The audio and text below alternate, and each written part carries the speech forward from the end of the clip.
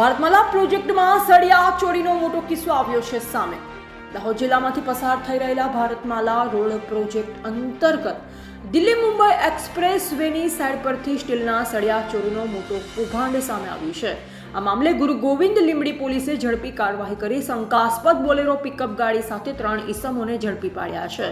પોલીસે આરોપીઓ પાસેથી કુલ ₹5,20,000નો મુદ્દામાલ કબજે કર્યો છે।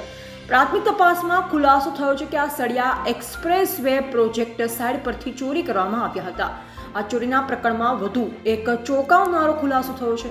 મળતી માહિતી મુજબ એક્સપ્રેસ વે પ્રોજેક્ટના સુપરવાઇઝરની સંડોવણી સામે આવી છે।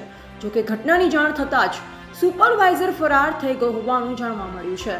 પોલીસ દ્વારા ફરાર સુપરવાઇઝરની શોધખોળ હાથ ધરવામાં આવી છે। ગુરુ ગોવિંદ લીંબડી પોલીસે 3 આરોપીઓને ધરપકડ કરી વધુ પૂછપરછ શરૂ કરી છે। પોલીસે જણાવ્યું છે કે સમગ્ર ચોરીના નેટવર્ક અને તેમાં સંકળાયેલ અન્ય વ્યક્તિઓ વિશે પણ તપાસ આગળ વધારવામાં આવી રહી છે।